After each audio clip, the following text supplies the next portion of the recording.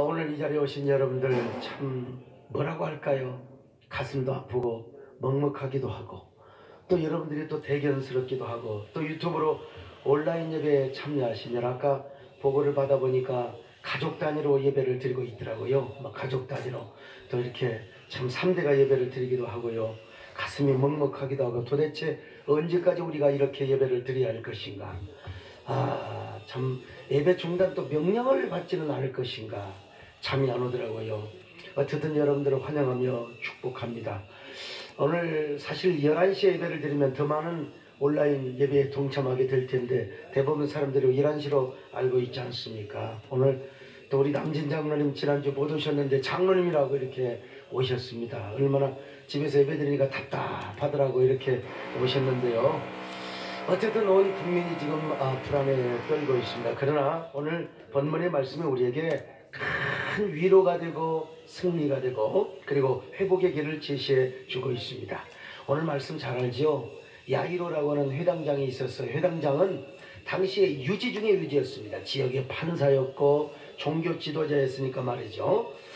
자, 그런데 그의 어린 딸이 아파서 곧 죽게 되었습니다. 그래서 그가 예수님께 나와서 무릎을 꿇고 간절히 간구합니다. 예수님, 제 딸이 죽어가고 있습니다. 제발 오셔서 그 머리에 손을 얹으사 우리 딸을 좀 살려주시기를 바랍니다. 마가복음 5장 22절로 23절 보실까요? 시작. 회당장 중에 하나인 야이로라 하는 이가 와서 예수를 보고 발 아래 엎드려 간곡히 구하여 이르되 내 어린 딸이 죽게 되었사오니 오셔서 그 위에 손을 얹으사 그로 구원을 받아 살게 하소서 하거늘. 당시 예수님은 유대 종교 지도자로부터 배척을 받았어요.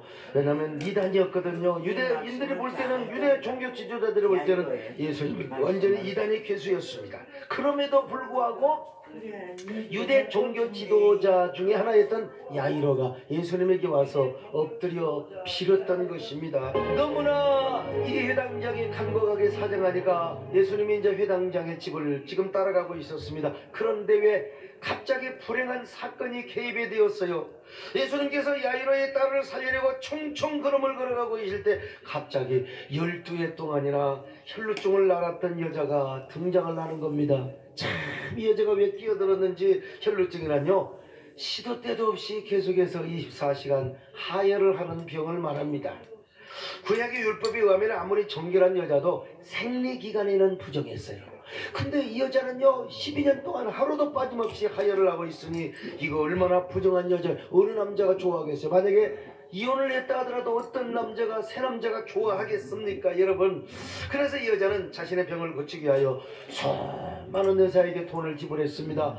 돈만 먹었지요. 고친다고 장담만 했지 이 여자에게 괴로움을 더해 주었습니다. 이러기를 12해 동안이나 계속했습니다. 자, 마가복음 5장 25절로 26절을 봅니다. 시작.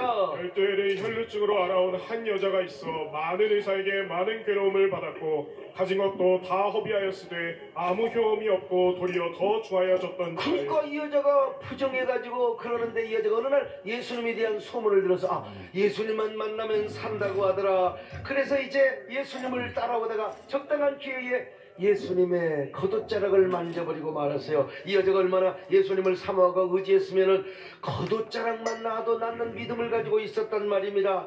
그리고 그녀는 그녀의 믿음대로 당장 혈루병이 멈추는 걸 본인이 알았어요. 여러분, 성경은 이 사건 아주 간단하게 샌드위치 격으로 끼우는 것처럼 보이지만 그러나 상당한 시간이 지났던 것 같습니다.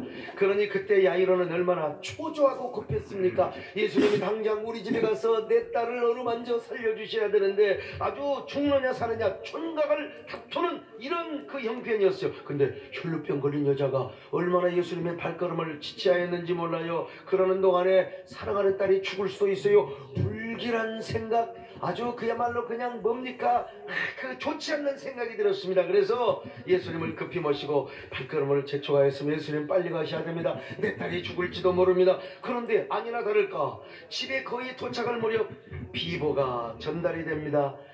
사랑하는 딸이 죽어버렸다는 것입니다. 그래서 이제는 예수님이 올 필요가 없다는 것입니다. 사람이 죽은 다음에 예수님이 오셔서 무슨 소용이 있겠느냐 말이죠. 기도도 살아있을 때 해주는 거지 죽어있으면 무슨 소용이 있겠습니까? 35절을 봅니다. 시작. 아직 예수께서 말씀하실 때에 회당장의 집에서 사람들이 와서 회당장에게 이르되 당신의 딸이 죽었나이다. 어찌하여 선생을 더 괴롭게 하나이까. 여러분 이거 야이로의 편에서 생각해 보세요. 정말 채소 더럽게 없는 날입니다. 여러분 예수님을 설득해서 예수님이 감동을 받고 내 딸에게 지금 오고 있는데 왜 12년 동안 혈루증을 앓던 부정한 여자가 이 사건에 개입을 하느냐는 말이요. 예수님의 발걸음을 지체시켰습니다. 그러는 동안에 사랑하는 딸이 촌각을 다투다가 숨이 그냥 헐떡거리다가 여러분 죽어버리고 말았습니다. 그러니 야이로는요 탄식을 할 수밖에요. 왜 오늘 나는 이렇게 일이 꼬이게 됐단 말인가. 이 여자만 나타나지 않았다면 내 딸은 죽지 않았을 텐데 걷잡을 수 없는 두려움과 절망과 낙심이 교체되고 있었습니다. 눈앞이 캄캄하고 앞길이 보이지 않았어요. 여러분 눈에 넣어도 아프지 않는 귀염둥이 언제든지 집에 달려가면 나빠하고 품에 안기며 얼굴에 볼을 맞추었던 사랑하는 딸이 세상에 이미 죽어버리고 말았어요. 야이로는 금방 기적을 목격하 있는데 아니 금방 12년 동안이나 혈루증이 걸렸던 그 여자가 당장 겉옷자락만 만지고도 낫는 기적을 목격했어요. 자 그러면 내 딸도 살려주시라는 믿음을 가지고 있어야 될 거 아니겠습니까? 그럼에도 불구하고 그는 지금 두렵습니다. 불안합니다. 절망합니다. 낙심합니다. 그때 주님께서 야이로를 향하여 뭐라고 말한 줄 아세요? 야이로 걱정하지 마. 두려워하지 마. 그냥 너는 나만 믿고 따라와. 너는 그냥 나를 믿어. 내가 내 딸을 고쳐줄 것이다. 이렇게 말씀하셨어요. 자 마가복음 5장 36절이요. 시작. 예수께서 그 하는 말을 곁에서 들으시고 회당장에게 이르시되 두려워하지 말고 믿기만 하라 하시고. 두려워하지 말고 믿기만 하라. 두려워하지 말고 믿기만 하라.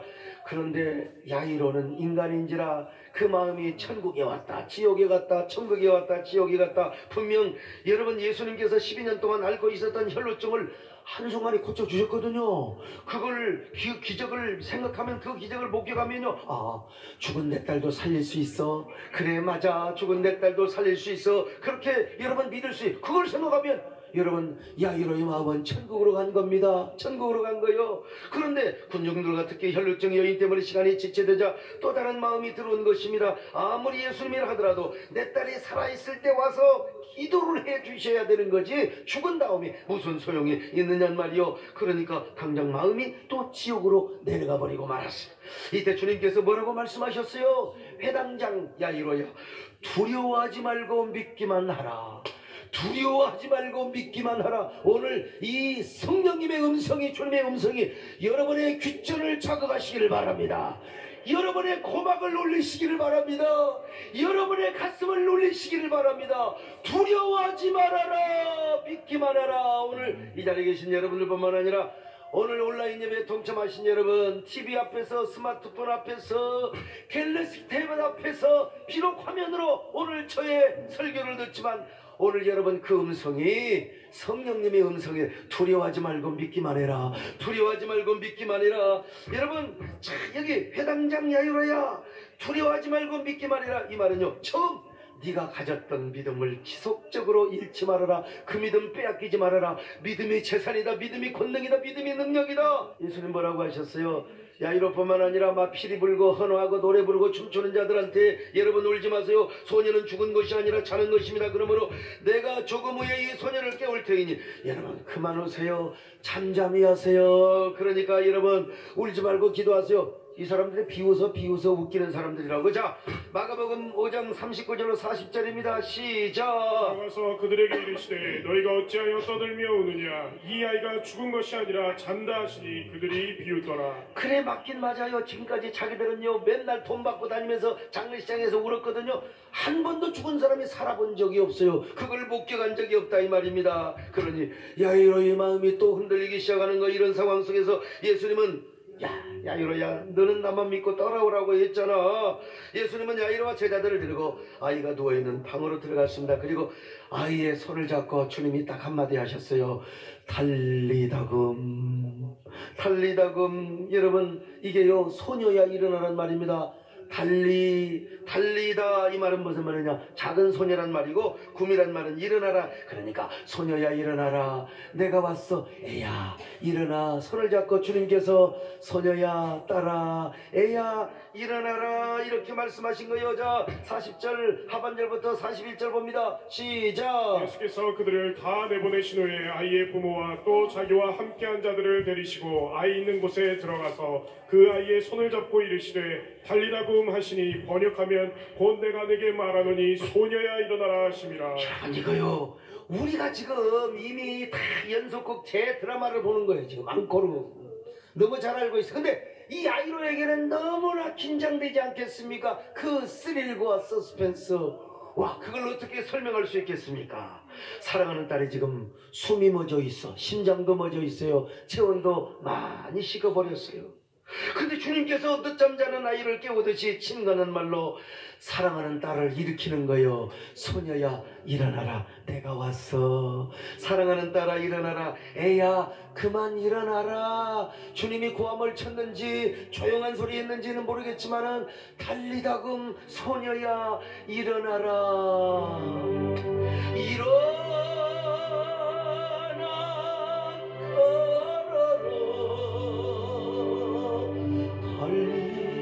달리다금 일어나라.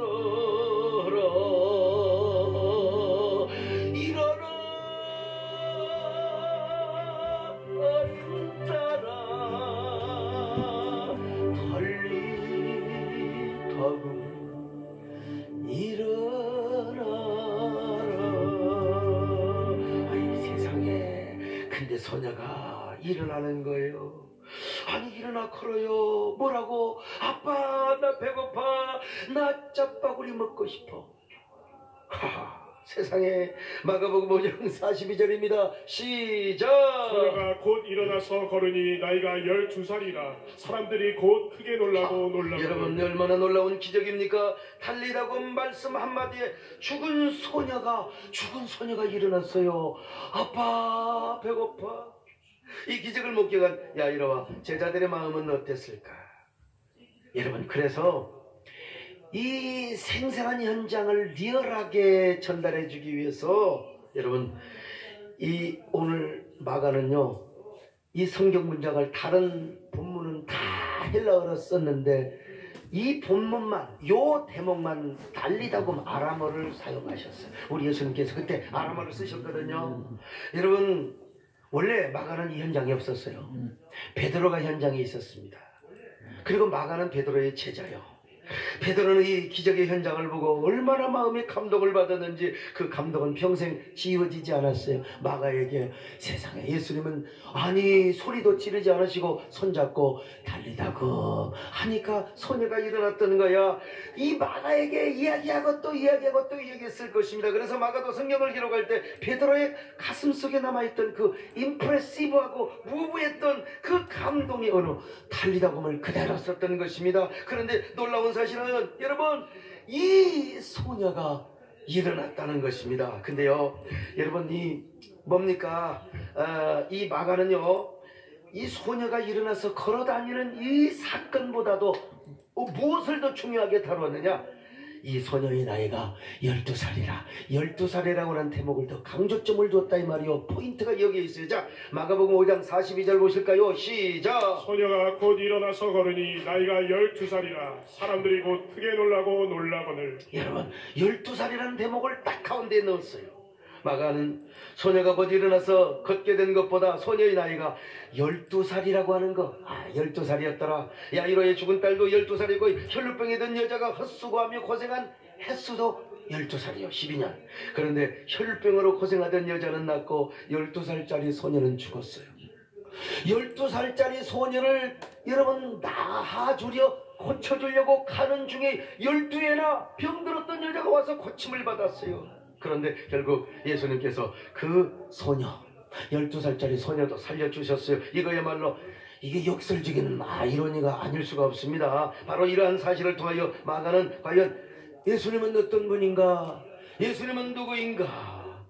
여러분 예수님이 어떤 분인가를 이 본문의 사건을 통해서 보여주기를 원했습니다. 여러분 예수님은 어떤 분입니까? 예수님은 누구입니까? 예수님은 하늘의 하나님이셨지만 우리와 함께 하시기 위하여 이 땅에 오신 분입니다. 하나님이 사람이 되어 오셨고 말씀이 사람이 되어 오신 그런 분이라 이 말이요. 우리의 대제사장이 되시고 우리의 보혜사가 되시며 임마누엘이 되셔서 오늘 우리와 함께 하시고 여러분 코로나를 막아주고 계시는 분이십니다. 코로나와 싸우시고 계신 분이십니다. 머지않아 코로나를 물리쳐 주실 분이십니다. 여러분 전염병을 막아주실 분이십니다. 여러분 한마디로 우리 예수님께서는 우리의 염려와 불안과 걱정을 알고 계신단 말이에요. 아니 우리의 두려움과 공포와 함께 하신 분, 우는 자의 위로가 되시며 없는 자를 풍성하게 하시며 병든 자를 고쳐주시는 우리의 주님. 그래서 마가는 오늘 본문에서 예수님이 누구이신가, 예수님은 바로 이런 분이라는 사실을 조명해주고 있어요. 예수님은 우는 자의 위로와 없는 자의 풍성이며 추한 자의 정함과 죽은 자의 생명이라고. 할렐루야. 오늘 우리 예수님이 여러분의 생명이 되시기를 바랍니다. 여러분의 위로가 되시기를 바랍니다. 예수님은 누구십니까? 우리의 주님이십니다. 마가는 이 사실을 강조하고 있어요. 예수님은 누구신가? 우는 자의 위로와 없는 자의 풍성이며 전한 자의 높음과 잡힌 자의 노임되고 우리 기쁨 되시오. 예수님은 누구신가? 주한 자의 정함과 죽을 자의 생명이며 죄인들의 중보와 멸망자의 구원되고 우리 평화 되시네. 자, 그렇다면 이런 예수님 앞에 회당장 야이로는 어떤 생각이 들었을까요? 처음에는 자신의 죽은 딸이 살아나서 걷기도 하고 자신의 품에 안겼을 때 정말 감격했겠죠. 이게 꿈인가 생신가 그냥 눈물이 하염없이 흘렀을 것이고, 그러나 다시 생각해보니까 여러분요, 얼마나 부끄러운지 몰라요. 얼마나 송구스러운지. 아니 자신을 부정하기까지 하면서 12년 동안이나 혈루병으로 고생했던 여자를 고쳐주는 그 기적을 분명히 했는데도 불구하고 그러면 자신의 딸을 고쳐줄 걸 믿었어야지. 끝까지 우리가 살다 보면요, 혈루병 걸린 여인처럼 기나긴 시간의 어려움과 그런 고난을 당할 수 있어요. 왜 이렇게 가도 광야인가? 고난이 끝이 없는가? 아, 나는 왜 이렇게 풀리지 않는가? 이런 기나긴 고난이 있을 수 있는가 하면, 아니면 12살 나이의 소녀처럼 갑작스러운 고난을 당할 수 있어요. 야이로처럼 갑작스럽게. 오늘 우리도 이런 지금 누가 이럴 줄 알았어요? 코로나19가 다 소강 상태로 다 그렇게 알았죠. 누가 본살림이라고 말했겠습니까? 아무리 기도 많이 하시는 몰라요? 저보다 몰랐어요.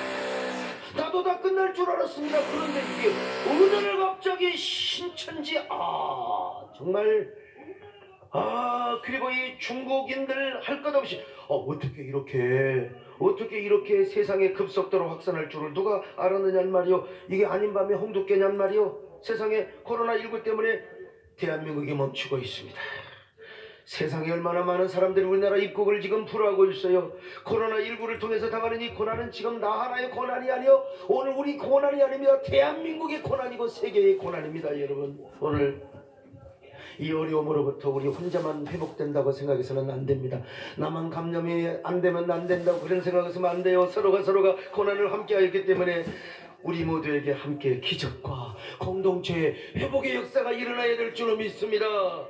그런 기적을 통해서 우리는 다시 기적의 공동체를 이루고 생명의 공동체를 이루며 사랑의 민족 공동체를 이루어야 돼요. 근데 우리도 돌아보면 야이로처럼 얼마나 천국과 지옥을 왔다 갔다 합니까? 어떨 때는 주님이 나와 함께 하심을 믿고 그렇게 감사하고 기뻐하는데, 불길한 뉴스를 보면서 막 여러분 시청에서 도청에서 여러 질병관리본부에서 문자 오잖아요. 집회 자제하세요. 당연히 집회 자제해야지요. 근데 이러다 보면은요, 이러다가 나도 감염되지 않은, 나도 이 격리의 고통 속에 빠지지는 않을 것인가? 우리 온 가족이 이러다가 죽는 거 아니에요? 여러분, 불안과 두려움에 빠질 때가 있어요. 근데 여러분, 언젠가 예수님의 은혜를 경험하고 나면은 나 하나만 회복되는 것이 아니라 서로가 함께 회복하고 일어나는 기적을 경험한 후에는 우리가 아마 부끄러움을 고백해야 할 때도 있을 것입니다. 하나는 우리가 너무나 불안했습니다. 너무나 두려워했습니다. 예수님이 나와 함께 하셨는데도 내가 너무 불안했습니다. 정말 주님 죄송합니다.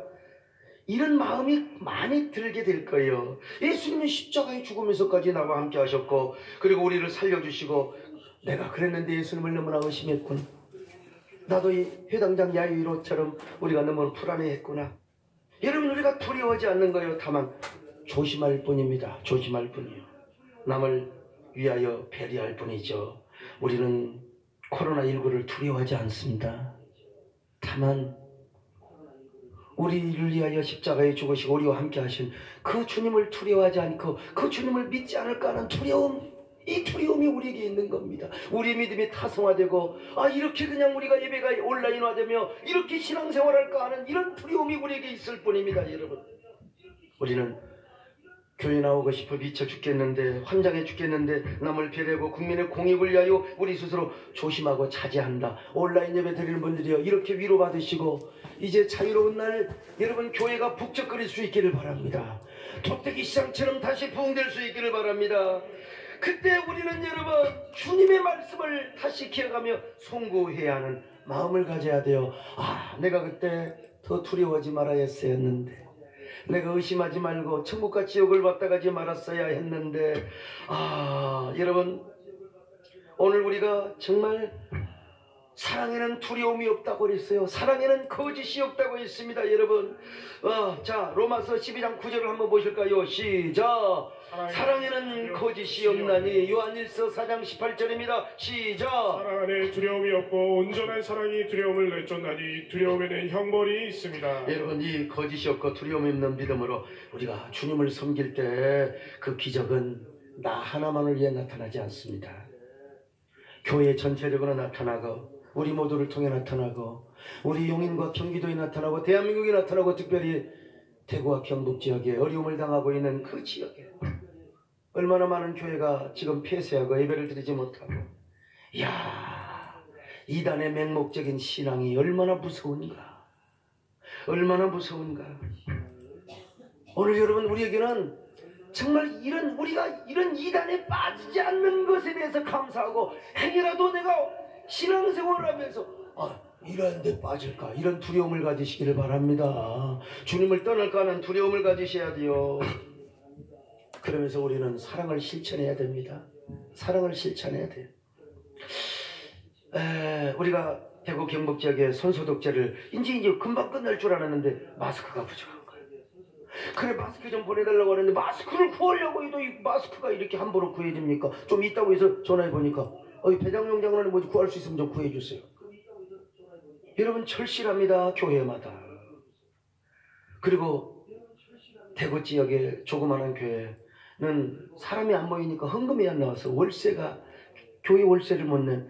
그래서 여러분, 내가 우리 전수조사를 좀 하라고 했어요. 우리 부족하지만, 우리도 어렵지만, 도시계도다 어렵지만 함께 나누자.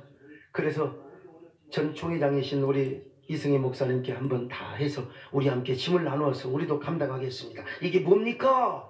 어려울 때 사랑을 나누는 거요. 여러분, 사랑에는 거짓이 없고 두려움이 없는 겁니다. 하나님 나만 보호해 주소서 찔찔 짜고 울고 감상적인 믿음 가운데 거하지 말고 우리가 사랑을 베풀어야 됩니다. 여러분, 그런 우리 교회에 하나님의 기적이 넘칠 줄로 믿습니다. 그리고 대구와 경북 지역에 하나님이 더 큰 은혜를 주실 줄로 믿습니다.